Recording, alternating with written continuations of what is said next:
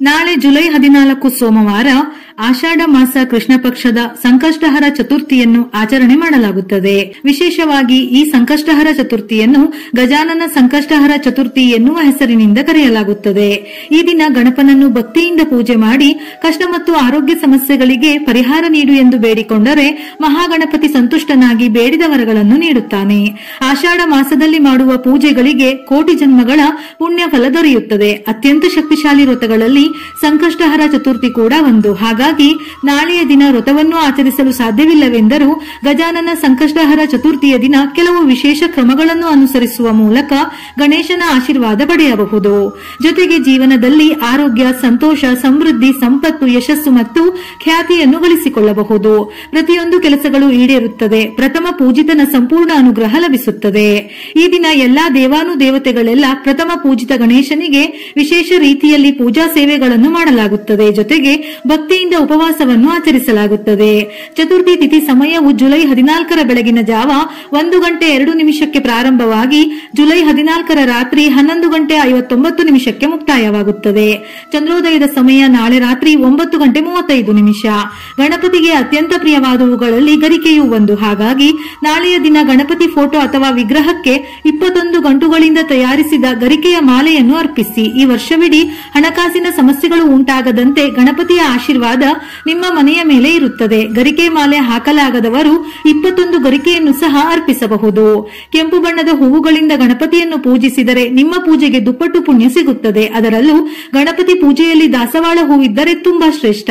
ನಿಮ್ಮ ಇಷ್ಟಾರ್ಥಗಳು ಈಡೇರಲು ಕೇವಲ ದಾಸವಾಳ ಹೂವುಗಳಿಂದ ಗಣೇಶನನ್ನು ಪೂಜಿಸಿದರೂ ಅದ್ಭುತ ಫಲ ಸಿಗುತ್ತದೆ. ಪ್ರತಿ ಕುಟುಂಬದಲ್ಲೂ ಕಷ್ಟ ನಷ್ಟಗಳು ಇರುತ್ತದೆ. ಆದ್ದರಿಂದ ನಿಮ್ಮ ಮನಸ್ಸಿನ ಆಸೆಗಳು ಈಡೇರಲು ಮತ್ತು ನಿಮ್ಮ ಎಲ್ಲಾ ಕಷ್ಟಗಳು ತಕ್ಷಣವೇ ದೂರವಾಗಲೆಂದು ಮನಸ್ಫೂರ್ತಿಯಾಗಿ ಗಣಪತಿಗೆ ನಮಸ್ಕರಿಸಿ ಮನೆಯಲ್ಲಿ 2 ದೀಪಗಳನ್ನು ಬೆಳಗಿಸಬೇಕು. ಹಿತ್ತಾಳೆ ಅಥವಾ ಮಣ್ಣಿನ ದೀಪಕ್ಕೆ ಹಸುವಿನ ತುಪ್ಪವನ್ನು ಸೇರಿಸಿ 5 ಬತ್ತಿಗಳಿಂದ ದೀಪಾರಾಧನೆ ಮಾಡಿ. ನಂತರ ಗಣಪತಿಗೆ ಮುಡುಪನ್ನು ಕಟ್ಟಬೇಕು. ಗಣಪತಿ ಪೂಜೆಯಲ್ಲಿ ಮುಡುಪು ಕಟ್ಟಿದರೆ ನಿಮ್ಮ ಎಲ್ಲಾ ಕಷ್ಟಗಳು ತಕ್ಷಣವೇ ದೂರವಾಗಿ ಕೋರಿದ ಆಸೆಗಳು ಖಂಡಿತ ಈಡೇರುತ್ತದೆ. ನಾಳೆಯ ದಿನ ದೇವರ ಮನೆಯಲ್ಲಿ ಗಣಪತಿಯ ಮುಂದೆ ಒಂದು ಕೆಂಪು ವಸ್ತ್ರವನ್ನು ಹಾಸಿ ನಿಮ್ಮ ಮನಸ್ಸಿನ ಆಸೆಗಳನ್ನು ಸ್ಮರಿಸುತ್ತಾ ಆ ವಸ್ತ್ರದ ಮೇಲೆ 3 ಹಿಡಿ ಅಕ್ಕಿ, ಹಾಗೆಯೇ 2 ವೀಳ್ಯದೆಲೆ, 2 ಒಣಖರ್ಜೂರ, 2 ಅಡಿಕೆ ಮತ್ತು 11 ರೂಪಾಯಿಗಳನ್ನು ದಕ್ಷಿಣೆಯಾಗಿ ಇಟ್ಟು ಗಣಪತಿಯನ್ನು ನೆನೆಯುತ್ತಾ ಅವುಗಳನ್ನು ಗಂಟು ಕಟ್ಟಬೇಕು. ಮುಡುಪು ಕಟ್ಟಿದ ನಂತರ ಸಂಕಷ್ಟನಾಶ ಗಣೇಶನ ಸ್ತೋತ್ರವನ್ನು ಪಠಿಸಬೇಕು. ಈ ಸ್ತೋತ್ರವನ್ನು ಓದಲಾಗದವರು ಓಂ ಗಂ ಗಣಪತಿಯೇ ನಮಃ ಎಂಬ ಮಂತ್ರವನ್ನು 21 ಬಾರಿ ಜಪಿಸಿ. ಸೂರ್ಯಾಸ್ತದ ನಂತರ ಅಂದರೆ ಸಂಜೆ 6 ಗಂಟೆಯ ನಂತರ ಮತ್ತೆ ಸ್ನಾನ ಮಾಡಿ ದೇವರ ಕೋಣೆಯಲ್ಲಿ 1 ದೀಪ ಬೆಳಗಿಸಿ ಗಣಪತಿಗೆ ನಮಸ್ಕರಿಸಿ ಪೂಜಾ ಕೋಣೆಯಲ್ಲಿರುವ ಮುಡುಪನ್ನು ಬಿಚ್ಚಿ ಆ ಮುಡುಪಿನಲ್ಲಿರುವ ಅಕ್ಕಿಯಿಂದ ಪೊಂಗಲ್ ತಯಾರಿಸಿ ಆ ಪೊಂಗಲ್ ಅನ್ನು ದೇವರಿಗೆ ನೈವೇದ್ಯವಾಗಿ ಅರ್ಪಿಸಿ ನಂತರ ಪ್ರತಿಯೊಬ್ಬರೂ ಪ್ರಸಾದವಾಗಿ ಸ್ವೀಕರಿಸಬೇಕು. ಈ ರೀತಿಯಾಗಿ ಸಂಕಷ್ಟಹರ ಚತುರ್ಥಿ ದಿನದಂದು ಗಣಪತಿಯನ್ನು ಪೂಜಿಸಿದರೆ ನಿಮ್ಮ ಎಲ್ಲಾ ಕಷ್ಟಗಳು ತಕ್ಷಣವೇ ದೂರವಾಗಿ ಕೋರಿದ ಆಸೆಗಳು ತಕ್ಷಣವೇ ಈಡೇರುತ್ತದೆ. ದೀಪಾರಾಧನೆ ಹಾಗೂ ಮುಡುಪು ಕಟ್ಟಿ ಪೂಜೆ ಮಾಡದವರು ನಾಳೆ ಬೆಳಿಗ್ಗೆ ಎಳ್ಳಿನ ಎಣ್ಣೆ ಅಥವಾ ಸಾಸಿವೆ ಎಣ್ಣೆಯಿಂದ ದೀಪವನ್ನು ಬೆಳಗಿ ಸಂಜೆ ತುಪ್ಪದ ದೀಪವನ್ನು ಬೆಳಗಿದರೆ ತುಂಬಾ ಶ್ರೇಷ್ಠ.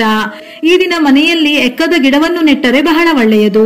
ಕುಂಕುಮವನ್ನು ಅರ್ಪಿಸಿ. ಗಣೇಶನಿಗೆ ಕುಂಕುಮವನ್ನು ಅರ್ಪಿಸುವುದು ತುಂಬಾ ಶುಭವೆಂದು ಹೇಳುತ್ತಾರೆ. ಇದರಿಂದ ಆರೋಗ್ಯ ಸಮಸ್ಯೆಗಳಿದ್ದಲ್ಲಿ ಪರಿಹಾರವಾಗುತ್ತದೆ.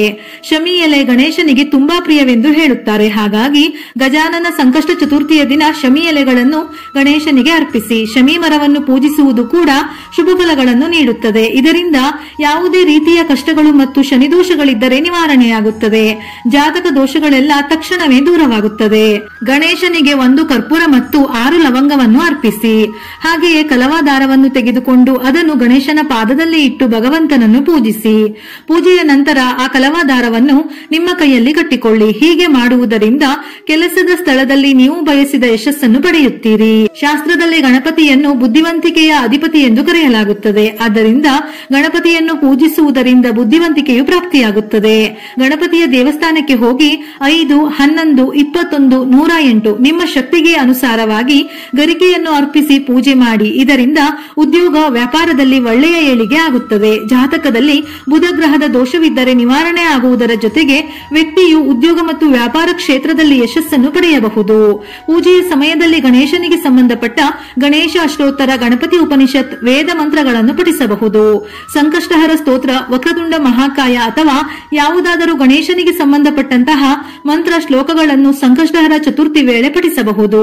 ಈ ದಿನ ತಪ್ಪದೆ ಸಂಕಷ್ಟಹರ ಚತುರ್ಥಿಯ ವ್ರತದ ಕಥೆಯನ್ನು ತಪ್ಪದೆ ಓದಬೇಕು. ಮನೆಯಲ್ಲಿ ಗಣಪತಿಯ ವಿಗ್ರಹವಿದ್ದರೆ ನಾಳೆಯ ದಿನ ಹಾಲಿನಿಂದ ಅಭಿಷೇಕ ಮಾಡಿ. ಗಣಪತಿಗೆ ದೂರ್ವೆಯನ್ನು ಅರ್ಪಿಸಿ ತುಪ್ಪದ ದೀಪವನ್ನು ಬೆಳಗಿದರೆ ಸಾಲದ ಸಮಸ್ಯೆಗಳು ಕ್ರಮೇಣವಾಗಿ ನಿವಾರಣೆ ಆಗುತ್ತದೆ.